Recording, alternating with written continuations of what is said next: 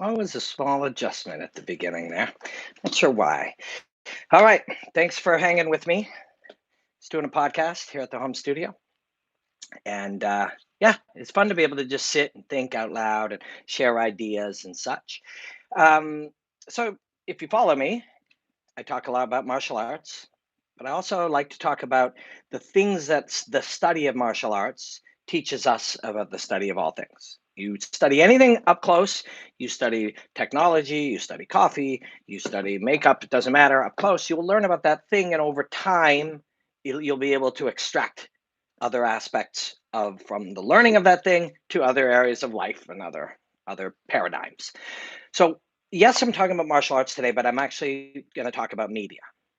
Very quickly, I don't think if you're watching Robin Black on YouTube, you know that in the UFC fight, Donald Cerrone fought Conor McGregor. Two of the commentators, or many of the people that were commentating, there's a gentleman, Stephen A. Smith, very good journalist or host, entertainer, broadcaster. That's the word. A very good broadcaster. Said he thought that Donald Cerrone quit. A lot of us got angry. Joe Rogan. I'm biased, by the way. This is full of ice. I'm going to pour iced coffee into it. Joe is my friend, but I feel that that bias is not super relevant here because I'm actually not talking about what they said. In fact, I think what they're saying is the major distraction from us understanding some very important things about media itself today. So, yeah, we're going to talk a little bit about fighting, but I want to use this lens to look at the world and look at how we communicate and look at why things are shaped the way that they are. So, a super quick recap one more time.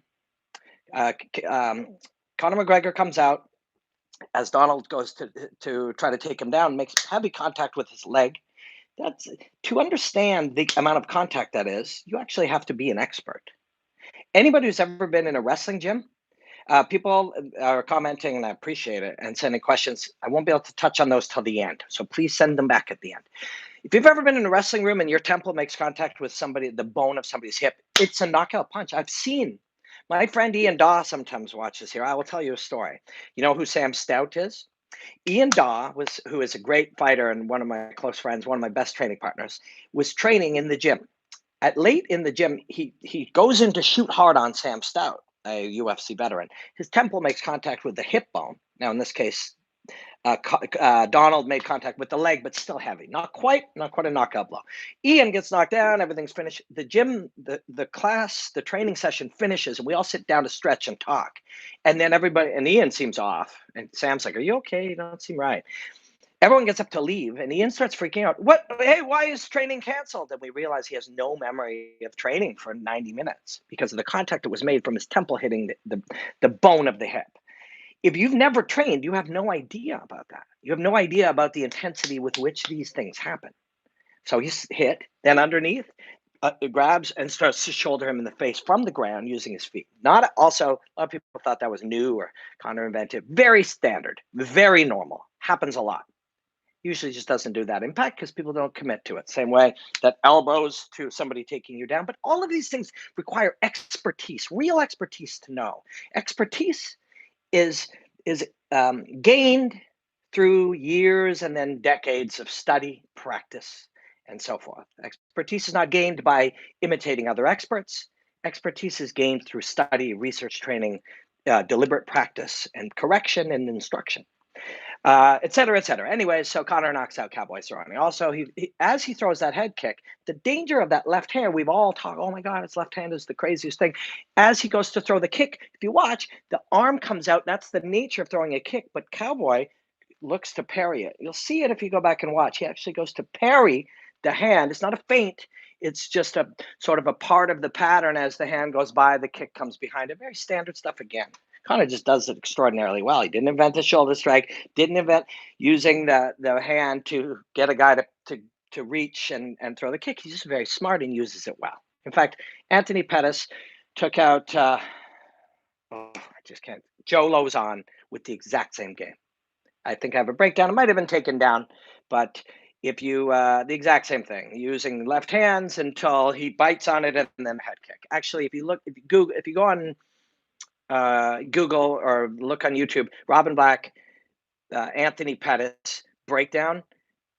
You'll see me showing Anthony the moment where he gets Joe Lozon to pair. These are all normal things. Connor didn't invent any of these things. He's just really skilled, really smart, and uses people's expectations against them. Anyways, what am I saying?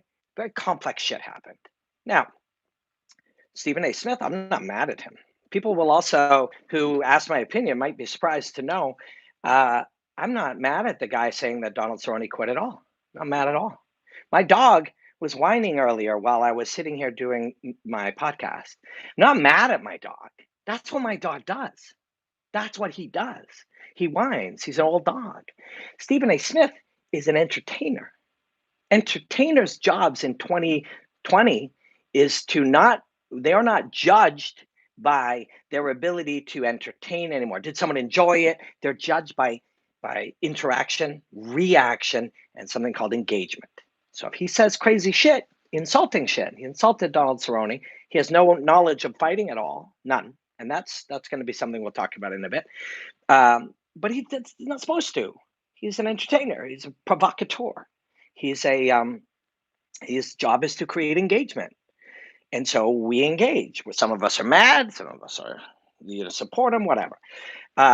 Joe just mentioned it on a show. Joe was just like, "Ah, man, I don't know, man. We don't need guys like this." And cheers to Joe, by the way. And like I said, I'm quite biased, but I'm not discussing what they said about each other. So I don't know that matters, but I'd like to reveal it nonetheless. So Joe's just like, man, these guys are putting themselves in danger. So we need to approach this differently. Stephen did exactly what he should do. My dog whines when he wants my attention. Stephen did exactly what he should do, which was, hey, there's an invitation. Hey, and then went back to Joe. Now, who's to blame here? What is happening? Is this good or bad? And who's to blame? The answer is, it's not good or bad, because this is sport or entertainment or whatever. At its surface, if a guy whose job it is to offend people and get them lit up, who doesn't know anything about fighting, let's actually start there before we go into the Joe and Stephen and the difference between what we're looking at here. Let me add two thoughts. One important thing is we are presenting these two individuals together on television. Now, on television, we, the people, grow up with them sort of being put on a pedestal. When you see someone on your screen, you may believe that there's some reason they should be there. There's an expectation of something special.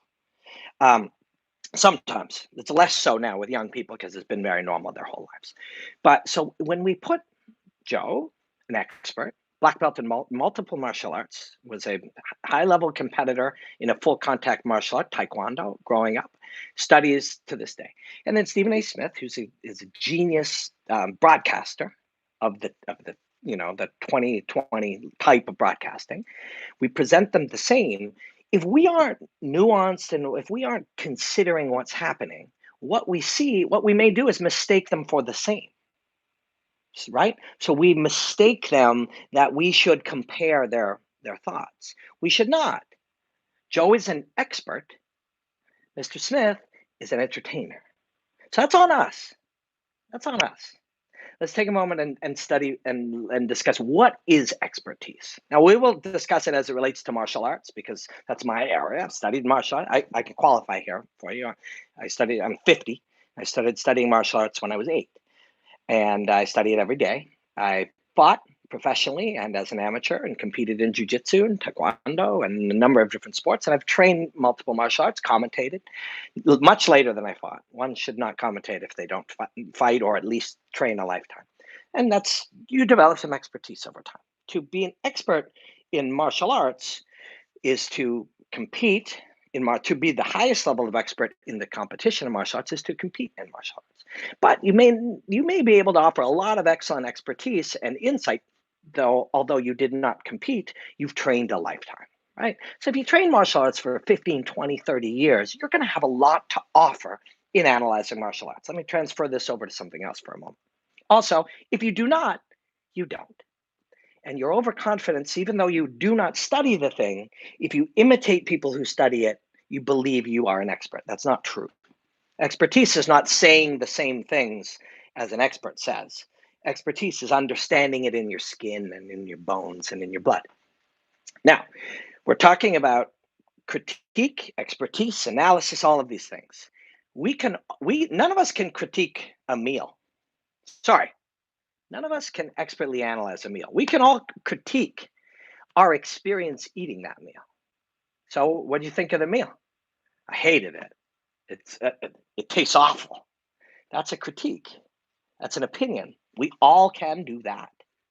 But to really expertly compare two meals is not to say which one did you like better. I like this one. That's a critique. That's an opinion. But to expertly compare two meals, you actually have to study cooking. You have to be a chef. You have to work in that area. That's expertise.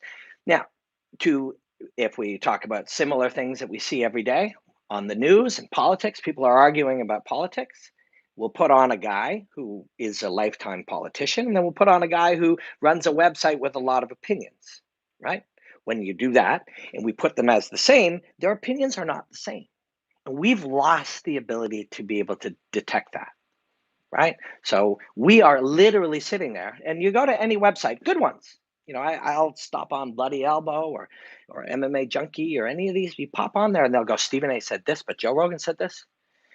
Who the fuck cares? Like, the reason Joe said it is because he needs people are like, hey, what do you think? And if you notice the other day, whatever Joe said was kind of like, hey, look, guy's really good as an entertainer. What he's trying to do is differentiate between expertise and entertainment. And this is fucking important. This is really important. Why? Why is this important? Well, if we're talking about science or global warming or politics or Donald Trump or any of these things, and I don't have any opinions, don't fucking get mad at me. But people fight about these things. Much or most, well, a large percentage of people who do are doing it with tiny fragments of information. And then they're fighting with each other. I have a tiny fragment of information because I watched MSNBC for 20 hours in the last month. And this other guy's like, I have little bits of information because I went on the internet and saw what my people said. And we fight. We don't have any expertise, but we have opinions, strong opinions, and we feel strongly about them.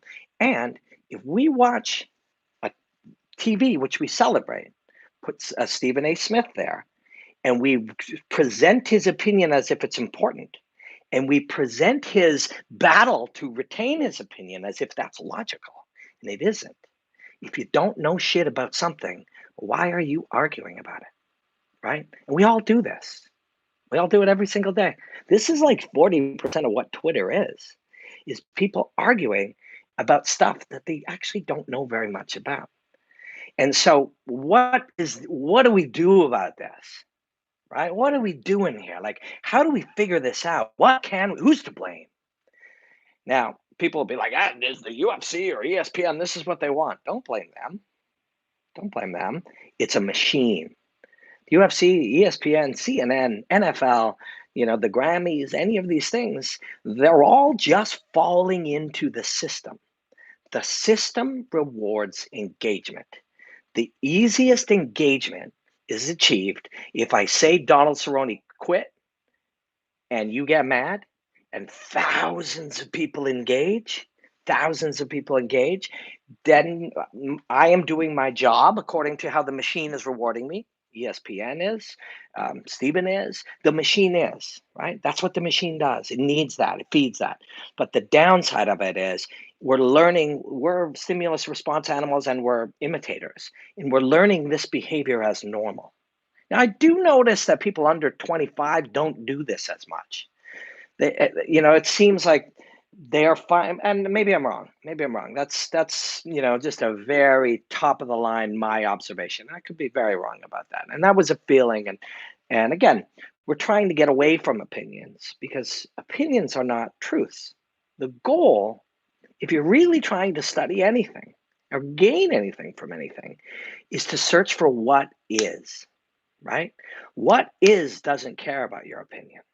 And the closer you can get to what is, the less you need opinion and the less you need to jump to conclusions. However, searching for what is requires a lifetime of study. A lifetime of study is really fucking hard. So most of us don't do it. If you wanted to be a news reporter or an MMA analyst, you could just say you are and imitate Dan Hardy. Dan Hardy is a brilliant fucking fighter, lifetime martial artist who analyzes martial arts. Dominic Cruz is a brilliant lifetime martial artist who analyzes martial arts. And Joe Rogan is a brilliant lifetime martial artist who analyzes martial arts. You want to do that? Study martial arts for your whole lifetime. If you don't want to do that, if that doesn't interest you, but you'd like to do it, what you are becoming is a critic.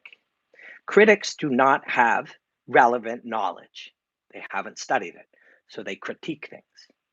Then you have regular people who just are opinionated, and you put them on TV because they create engagement. So now we've got these different levels of truth, expertise, analysis based on expertise, critiques based on your feeling of watching or eating or tasting or doing something, and then people who are entertainers, right?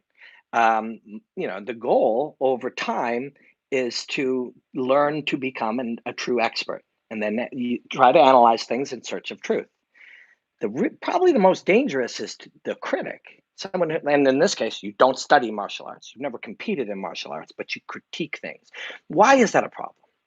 Because when, let's say, and again, we're using fighting, we could use football, we could use Beyonce performing, we could use anything. When you watch somebody perform and you don't know what it really is, you have 5, 10, 12, 17% of the information, because in performing or fighting or football, most of the information, the truth, is only available within the experience itself. So if you don't have that, you have some small percentage of it, and you have to fill in the rest with just, whatever your mind creates. So if you see somebody blocking something and doing something, and that you're like, they are not good at that, and here's why. But you're missing most of the information. They weren't trying to do that. This was created by this thing. Their body is moving different. Their brain is moving. You're missing all of that truth. So you start to invent things, and we end up with bullshit and nonsense and false truths. So all of a sudden, these mechanisms presenting somebody who's an entertainer, trying to create response in us as an expert, or side by side an expert. And Stephen A. Smith sits by Joe Rogan. We have to be nuanced. We have to be sophisticated enough to understand that they are different. And the job of the broadcaster or the writer or the platform or whatever, they may be like, well, I called Joe Rogan a commentator, and I called this guy, a journalist or a host. Eh, that helps, but it's on us, really. And I think that's what I'm getting at here. When I asked and I said, hey, this is, I'm taking a few days, tried to remove all emotion and not be brought into it and not, get tangled, because that's the real distraction.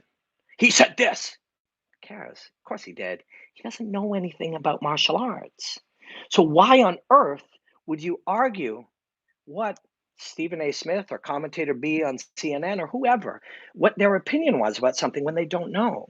You don't care of what the opinion is of somebody talking about heart surgery when they watch Grey's Anatomy, right? You have to be a heart surgeon or have gone to medical school to actually have a valid opinion on heart surgery. Fighting's the same. And if you want to disagree with that, that is showing how little that you want to know about it, because it's fucking complex, a lifetime. The best, only 15 years ago, you could be a really tough dude who wrestled in high school and get in and win a couple of UFC fights. Now it's incredibly complex. You must be highly intelligent to fight. You've got to train at such a level. There's things about your body and sleep and rest and mind and blood and all of these things that are happening, right? All of these things that are going on. It's highly complex. It's like heart surgery or brain surgery. And I'm not exaggerating. To do it at the high level, to understand what John Jones is doing, is taking, I only understand it as much as I do. And that's a key thing to trying to become an expert, is understanding how little you know. I only fought 9 times as a pro. I've only studied martial arts for 40 years. So I only know this much. Imagine if you never fought. That's what I believe. That's the truth. Can you imagine what if you never fought, or you only trained for 2 years, right? You learn only enough to be really wrong when you don't dedicate yourself. If I look back to what I believed I knew 10 years ago, I laugh at it, because now through more information you start to understand you were jumping to conclusions based on non-truths with only small bits of the equation. Now, by having lived that, I understand that only fighting for 6 years and only training for 40 and only studying as a professional in this job for 20 is not enough to make me really reach my knowledge of expertise that I want. That humility will allow me to become a better expert one day. But we do not celebrate that right now, and we do not reward that. And that's cool. I'm not fucking, I got a good life. I'm certainly not complaining. But what we do reward right now is if you go on TV and you say Beyonce looked, you insult her, or you say, man, that offensive line is the worst offensive line in the history, or you say Don Cerrone quit, you get rewarded for that because it's not his fault. My dog fucking whines. It's not my dog's fault. That's what he does. Stephen A. Smith, commentators on news and sports, this is what they do. They create engagement. Engagement is created through provoking emotion. Provoking emotion is created by saying crazy shit. So he's just doing what he does. And then you don't blame the NFL or the UFC or whatever for creating a situation where they're side by side. We blame us. We won. We are the problem. We are the problem because you cannot, if we just stand around and get mad, take him off the air, we've actually built him up bigger. If we get mad, I don't like what ESPN or Fox or CNN is doing when they put these people, we just make it bigger. Our job is to be able to look for true expertise or look for somebody said, and I'm not answering questions, but I like this one. What potential does this type of engagement have to make the UFC look like the WWE? Yeah, I mean, isn't it already kind of that? And I'm not mad at it. I'm thrilled to have a job in Canada analyzing the UFC on TSN. Fucking thrilled. I love it. I love my job. Um, but so, but it is entertainment now, right? At my root, I'm wearing a Letway shirt. Letway is a full contact martial art, 1,000-year-old Burmese martial art. That's what that's my deepest passion is studying the deepest level of martial arts. But hey, this is really fun. It's you still get good fights, but it is very much an entertainment thing. Why is that so? So we can look at all these things, but none of it is to blame. ESPN is not to blame. The UFC is not to blame. Stephen A. Smith is not to blame. We're to blame. We created this system, all of us together, right?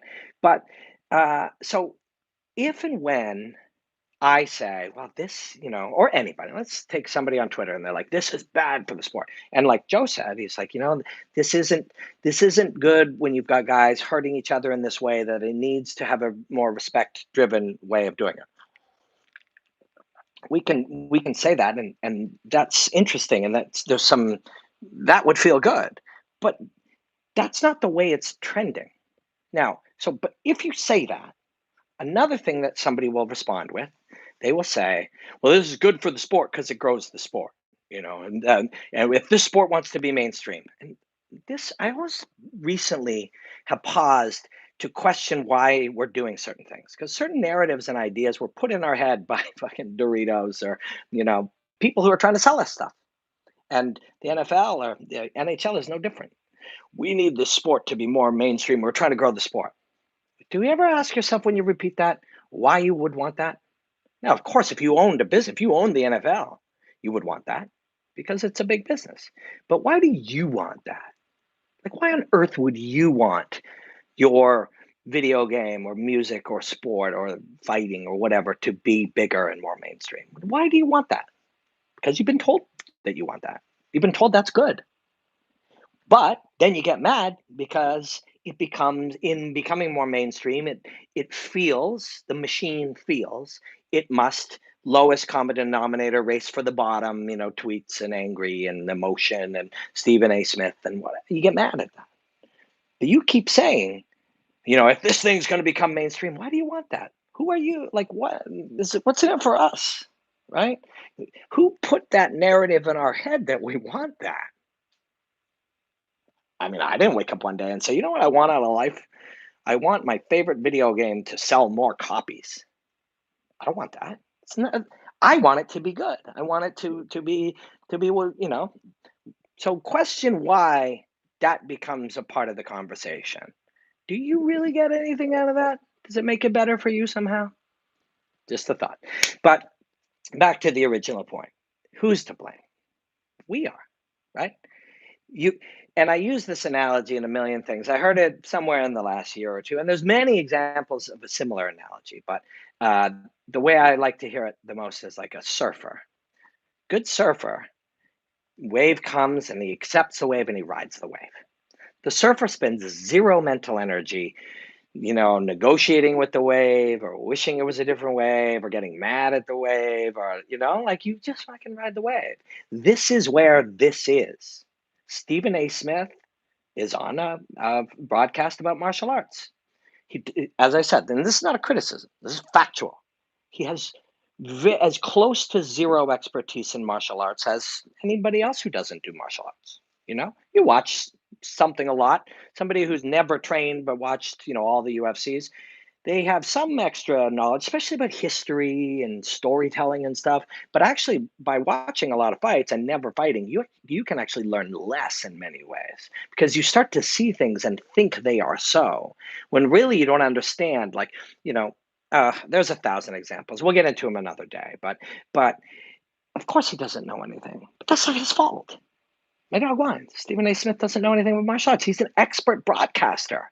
He's a provocative, expert broadcaster. He's funny and he's charming and he makes people mad, and that's his job. Our job is to either be like, fuck it, who cares? Let's just watch the fighting. Or to be able to discern between an expert and an entertainer. It's not easy. Nobody's going to help us do that. But why does this matter again? Why are we rambling on this for almost 30 minutes? Because this skill will be useful in trying to figure out truths about politics or science or the environment or money or finance or big banks or life or relationships. This is fucking useful shit.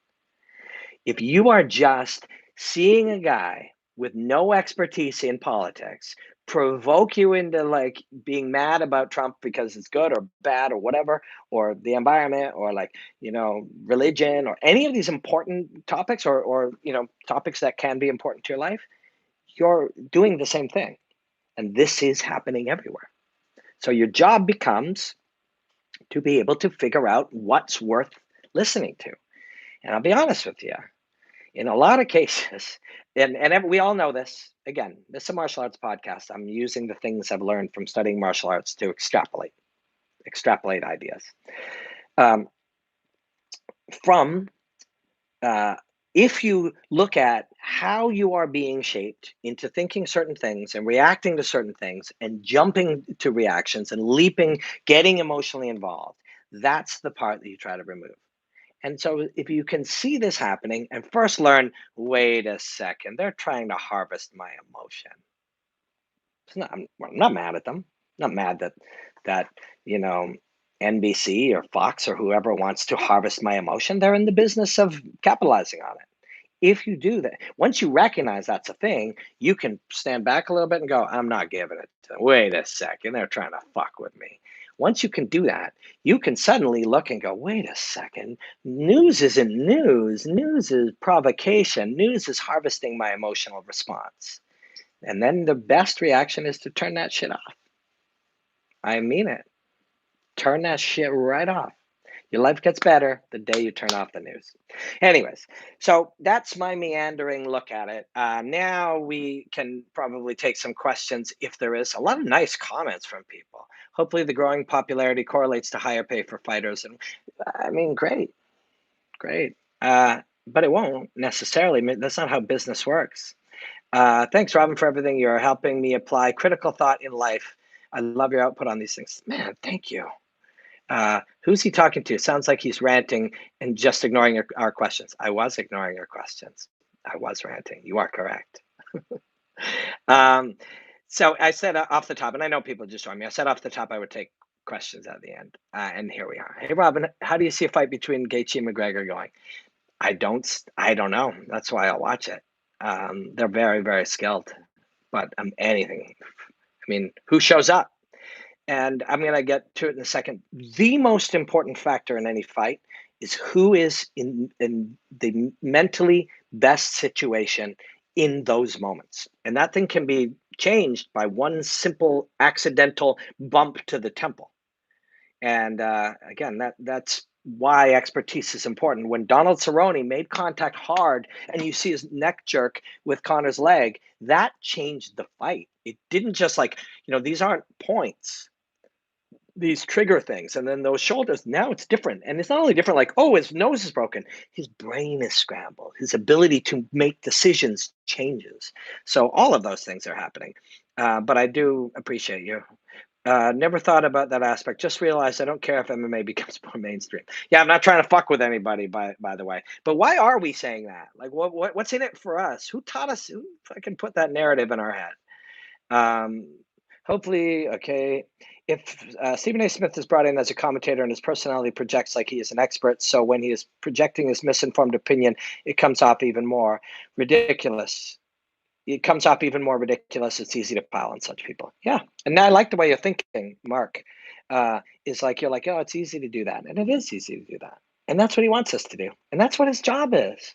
Don't be mad at him for doing his job. Just if it's not your thing, ignore it. You know what? Like, it's like some people will report on something. Let's say there was a segment. Let's look at it this way.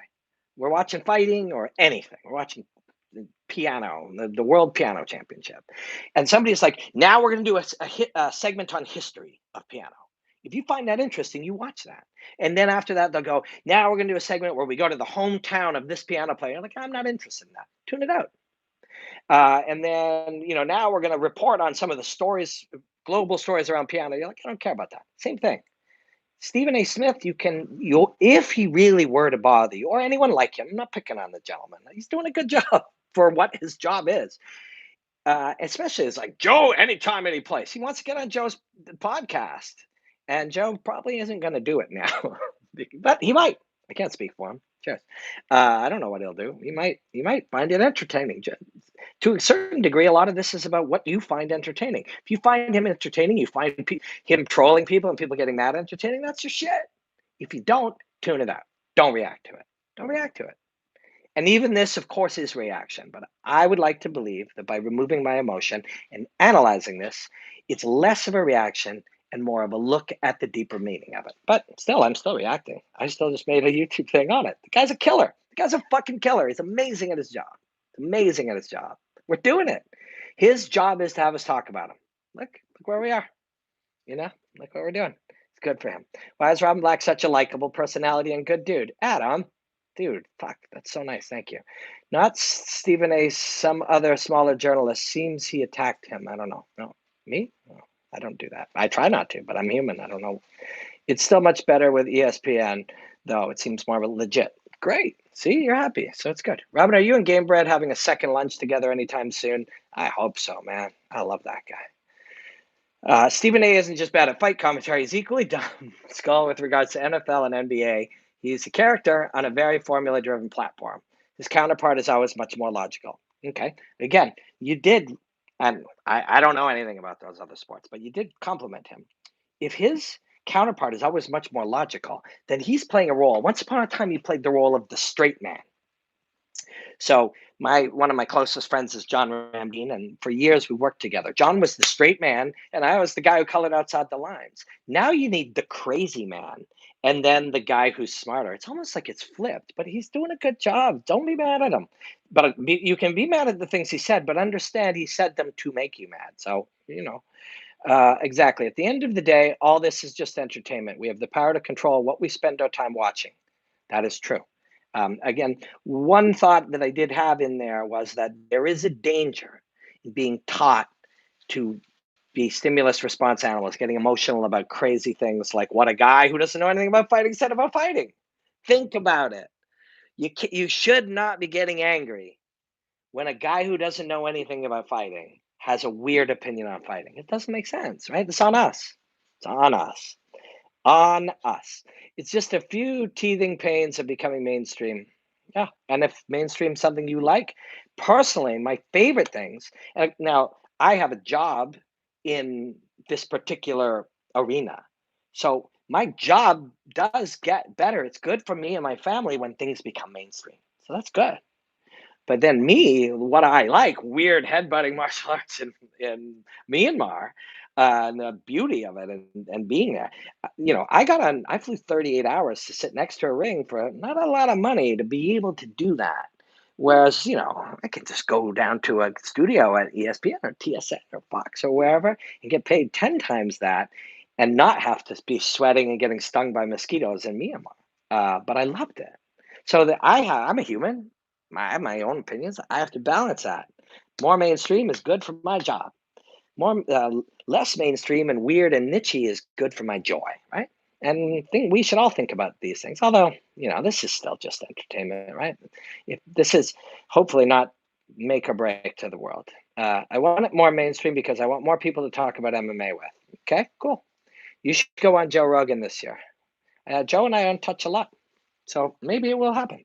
Robin should be on there for sure. ESPN should onto it.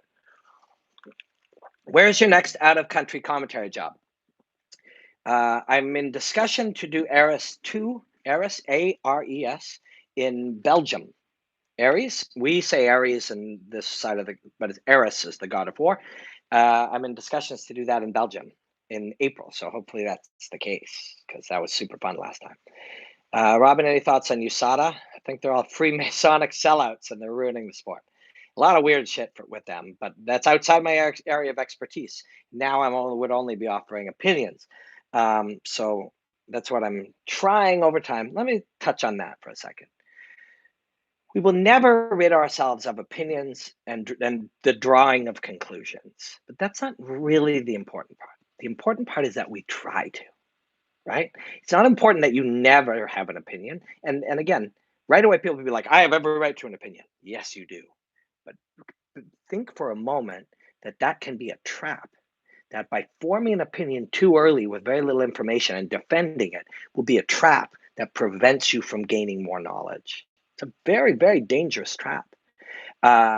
You are entitled to your opinion, but you're also entitled to not be taught to form it immediately and defend it, but you're entitled to be able to defend that force and slowly gain more information and only form opinions when you have a lot of information and then be free to change them as you gain more information. That's what you're truly entitled to as a human being. Any other questions about this topic? Did I offer a different perspective? I hope I did. Should I recap? Sometimes I ramble when I recap. How do you see MMA in 5 or 10 years? That's a great question. I see more of a decentralization, not in businesses, but in the sport itself. So MMA has done, and the UFC in particular, has done an amazing job of pulling people together and saying combat is something interesting. They've done it through the combat itself, brilliant fighters. They've done it through putting on brilliant shows and adding all of this interest and the debate and the controversy, and that's all helped. But as everybody starts to love wine, what starts to happen is people go, well, I like wine from Portugal from this era. Somebody says, well, I like a dry wine that is made in this way. And then somebody else says, well, I like a wine that was made in Florida by one guy who's got a little wine shop. And all of it, there's a decentralization of your discussions. That, as I think where fighting is going, people are very interested in, I commentated in Africa a while ago. People were super interested in that. Bare knuckle boxing, people are super interested in that. Let way, people are super interested in that. Talk on your Twitter controversies last few days. A lot of analysts and writers were trying to engage you and getting slammed. Well, I didn't notice that. Really? Tell me more. Yeah, I haven't noticed any. Controversy is a weird thing, man. Like if you don't want controversy, all you have to do is be kind. So I don't know what that's about. Robin, do you think Jorge will be able to stop takedowns from Usman? Well, it's not a binary thing anymore. That's a big thing. Is you don't either stop it or get taken down. Now, much of what happens is in a state of partially being taken down. And sometimes you surrender the last part. And an aspect of that is you don't surrender the takedown. So even at the bottom, you keep fighting. which is why people end up on your back, standing, and all these other things. So the flow of it has changed dramatically. And then sometimes, if you say, I will surrender the takedown, you do it to attack from guard. But the long and the short of it is, it's yes and no, sometimes and sometimes not. And that's the answer to most. Is will he stop it? Sometimes he'll stop it, sometimes he won't. Sometimes he'll get taken down, sometimes he'll get back up. Sometimes on the ground he'll throw elbows, it's all of it. Do you think UFC and Bellator 1 FC will ever do some cross promotion? Well, Bellator does cross promotion with Ryzen right now in Japan. There are some amazing fighters. Yeah, so the fighting, two people fighting, and then the business are very separate. So it would be great to see fighter Michael Chandler fight Cowboy Cerrone. But I don't know if the business, but I don't know. I don't know. Robin, I love your perspectives. Thanks so much for your contribution. Subscriber for life. Ah, thanks, man. Means a lot to me. Um, Jorge is on fire right now and deserves it. Yes, he is. That's my guy right there. Hoverboard UFC fights. Don't count it out. Who's that? Quadrex? Don't fucking count that out. You don't. Does anybody really think that 2 years from now we don't see hoverboard guys fighting in Florida? Guaranteed. I don't, and I'll analyze it. Uh, Tony Khabib, yeah, man, that's gonna be good. I'm ready to see the rings handstand already. DJ Brock. So if you look on my Instagram, I'm learning how to go from a L sit to a handstand on the rings. And DJ Brock is like, I want to see it. And the whole point is that skills are developed slowly over time with small incremental improvements. And I think that's a nice way to wrap this. Will Stephen A. Smith or his equal in things other than sport, will they ever become an expert in fighting?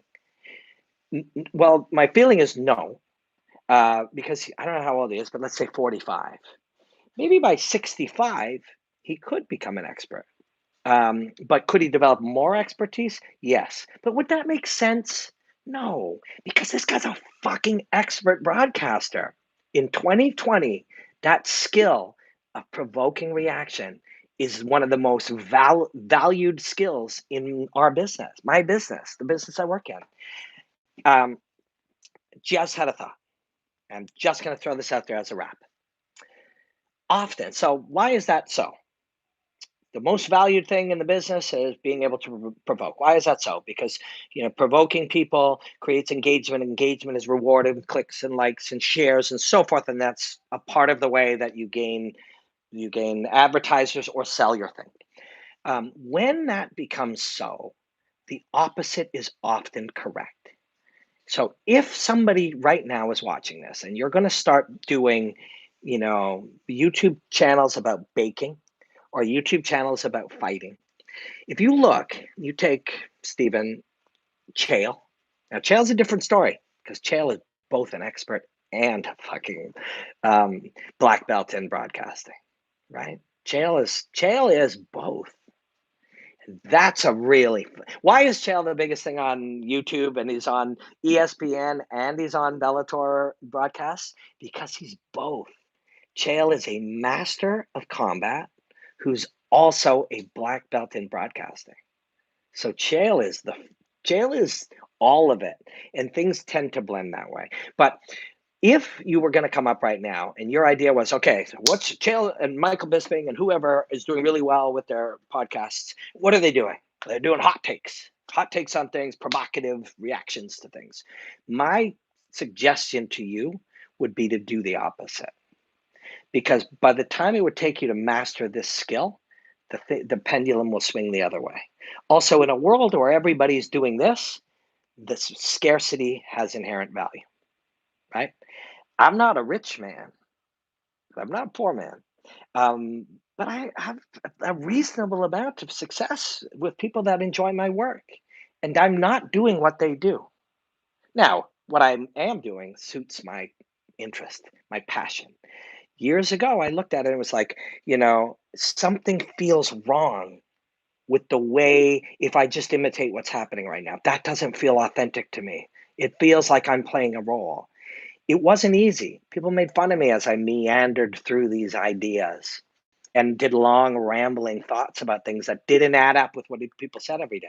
But now, people seem to respond to it really well. I stuck with what I believed in, which was kind of the opposite of what was happening.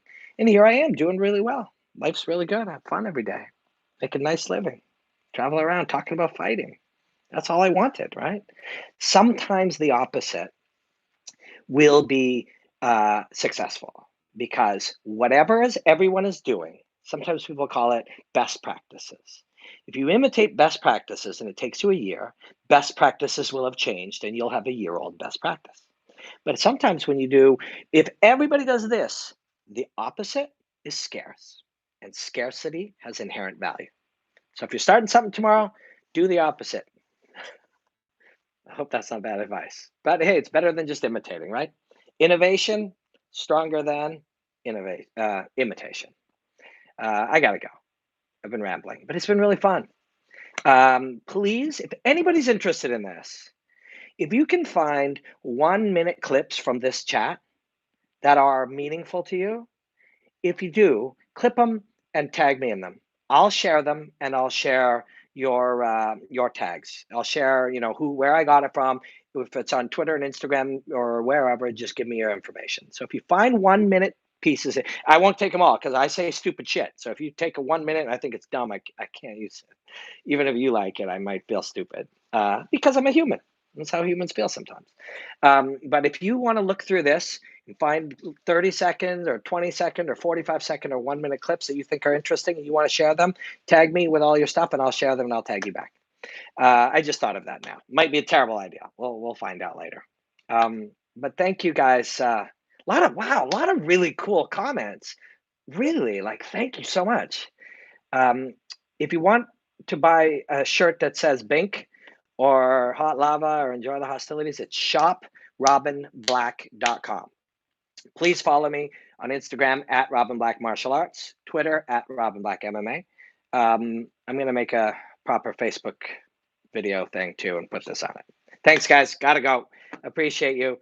The Autistic Jedi, Hot Lava. Okay. Can't wait to see you wearing Hot Lava shirt. Enjoy the hostilities, my friends. Blackout.